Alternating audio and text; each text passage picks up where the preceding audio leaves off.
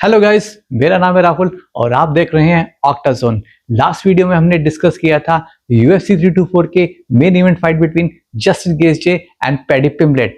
इस एपिसोड में हम बात करेंगे UFC 324 के बाकी फाइट्स के बारे में। तो चलिए स्टार्ट करते हैं विदाउट वेस्टिंग एनी टाइम। सबसे पहले बात करते हैं फाइट बिटवीन उमर एंड फेगरोदो के बीच में। ये फाइट में उमर नरगोदोव ने शुरू से लेके एंड तक फुल डोमिनेट किया और उन्होंने दिखाया कि वो सिर्फ हाइप नहीं, एक रियल थ्रेट भी हैं। फाइट शुरू होते ही उमर फुल अटैक मोड में था। चाहे फाइट खड़ी हो या जमीन पे, उमर हर जगह बॉस बना रहा। ग्राउंड पे ले जाके सिर्फ कंट्रोल नहीं, प्रॉपर पनिशमेंट दिया। फिगरेडो ट्राई करता रहा कम बैक का, लेकिन उमर ने एक सेकंड के लिए भी मोमेंटम नहीं छोड़ा। तीनों जजेस ने 30-27, 30-27 एंड 30-27 का आइडेंटिकल स्कोर दिया। मतलब फाइट इतनी वन साइडेड थी कि कोई डिबेट ही नहीं बची। अब सवाल यह है, क्या ये परफॉर्मेंस उमर को टाइटल शॉट दिला पाएगी या नहीं, और इसका डिसीजन तो अब UFC को ही लेना है। फेदरवेट का ये फाइट स्लो बर्न से चालू हुआ, लेकिन एंड तक आते आते फुल थ्रिलर हो चुका था। फाइट के स्टार्ट में दोनों फाइटर्स काफी कॉशियस थे। एलन लीड जैब के पीछे सेफ गेम खेल रहा था और सिल्वा बस क्वाइटली आगे बढ़ रहा था पावर के साथ, लेकिन बिना ज्यादा पंचेस थ्रो किए। फर्स्ट राउंड के लास्ट 1 मिनट में ड्रामा बढ़ गया। एलन ने एक नेस्टी स्ट्रेट लेफ्ट हैंड लैंड किया जो सिल्वा को क्लीन लगा। एलन कंट्रोल में था, लेकिन जैसे ही टाइम खत्म होने लगा, सिल्वा ने टर्बो मोड ऑन कर दिया। एक के बाद एक पंचेस, फुल ब्लिट्स। एलन ने प्रेशर अब्सॉर्ब किया और सरवाइव किया।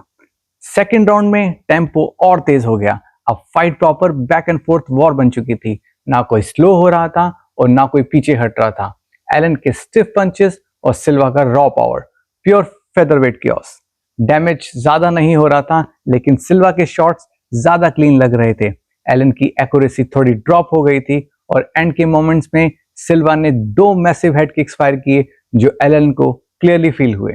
ये फाइट स्कोर कार्ड तक गई और ये सिल्वा की सिग्नेचर फिनिश तो बिल्कुल नहीं थी, लेकिन सिल्वा को इस जीत की बहुत जरूरत थी, स्पेशली पिछली फाइट डिएगो लोपेज से हारने के बाद। चलिए अब बात करते हैं दूसरी सिल्वा के बारे में। विमेन फ्लाइटवेट डिवीजन में आमना सामना था रोज नामायूनस वर्सेस नटालिया सिल्वा को। इस फाइट को जीता नटालिया सिल्वा ने, लेकिन इस फाइट का डिसीजन काफी कंट्रोवर्शियल रहा। फाइट शुरू हुई हैवी मूवमेंट के साथ। सिल्वा लगातार मूव कर रही थी और रोज नामायूनस बाहर से डिस्टेंस मेजर करते हुए परफेक्ट टाइमिंग ढूंढ रही थी। रोज ने क्रिएटिविटी दिखानी शुरू की, एक के बाद एक किक्स और फिर एक स्पिनिंग बैक फिस्ट। सिल्वा बाल बाल बच गई, लेकिन मैसेज क्लियर था। नामायूनस फ्लो में आ चुकी थी।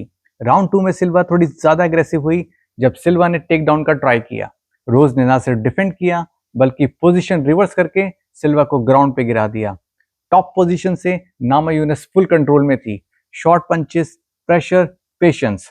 सिल्वा बस नीचे से होल्ड कर रही थी, कोई रियल रेजिस्टेंस नहीं था। स्कोर कार्ड में पीछे होने के कारण थर्ड राउंड में सिल्वा को रिस्क लेना ही पड़ा। ज्यादा चांसेस लिए और स्ट्राइक्स की। सिल्वा का था बेस्ट राउंड, थर्ड राउंड, और वही राउंड शायद जजेस के लिए फाइट सील कर गया। हैवीवेट डिवीजन का नाम सुनते ही दिमाग में सिर्फ एक ही चीज आती है, वो है नॉकआउट। और अगर सामने हो कॉर्टेस अकोस्टा जैसा मॉन्स्टर तो फिनिश गारंटीड है। हैवीवेट के मैचअप में कॉर्टेस अकोस्टा आ रहा था अपनी पिछली 2 फाइट्स फर्स्ट राउंड नॉकआउट जीत के, और सामने खड़ा था UFC का all time knockout king Derrick Lewis, जो खुद भी 2 फाइट नॉकआउट स्ट्रीक पे था। मतलब फैंस ऑलरेडी समझ चुके थे ये फाइट जजेस तक तो जाने वाली बिल्कुल नहीं है। फाइट शुरू हुई, लेकिन सरप्राइज यहीं से मिला। लुइस स्लगिश लग रहा था, फुटवर्क था स्लो, रिएक्शन थे लेट। वहीं अकोस्टा ने स्मार्ट गेम खेला। केज के अराउंड मूवमेंट, स्पीड का फुल यूज और छोटे छोटे शॉट से लुइस को टीज करता रहा।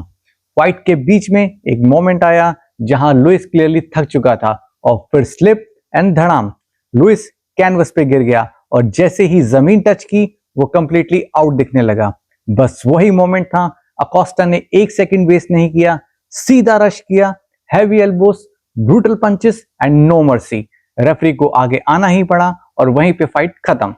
7 महीने के बाद ऑक्टागन में वापस आए farmer bantamweight champion Shawn O'Malley, और उनका कमबैक हुआ विद ए स्टेटमेंट। तो फर्स्ट राउंड था प्योर सुगा शो। ओमैली ने डिस्टेंस कंट्रोल की, टाइमिंग परफेक्ट रखी और जजेस के स्कोर कार्ड्स पे राउंड यूनानिमसली उनके नाम आया। सेकेंड राउंड में मोमेंटम थोड़ा शिफ्ट हुआ। सोंग येडोंग ने लो किक से डैमेज करना स्टार्ट किया और स्मार्ट मूवमेंट के साथ ओमैली के डेंजर स्ट्राइक से भी बचा। इस राउंड पे कोई डाउट नहीं, सॉन्ग ने क्लियरली स्टील कर लिया। थर्ड राउंड में एक मोमेंट पे लगा शायद फाइट सॉन्ग के फेवर में जा रही है, लेकिन तभी ओमैली ने दिखा दिया कि क्यों उनको एलीट स्ट्राइकर कहा जाता है। ट्रेडमार्क मूवमेंट, क्लीन शॉट्स और वो सिग्नेचर फ्लेयर जिसका दीवाना यूएफसी क्राउड है। ओमैली ने सिग्निफिकेंट डैमेज किया और फाइट को अपनी तरफ वापस खींच लिया। फाइट क्लोज थी, लेकिन इतनी क्लोज भी नहीं कि जजेस कंफ्यूज हो जाते। सुगा गेट्स अ विन। अगर शॉन ओमैली को टाइटल पिक्चर में वापस आना है तो ये विन उनके लिए कंपलसरी थी। अब देखते हैं कि उनको नेक्स्ट टाइटल शॉट कब मिलता है। आई होप कि आपको आज का वीडियो पसंद आया होगा। Please like, share and subscribe. Stay sharp, stay fit, keep watching Octazone. Thank you so much and have a nice day.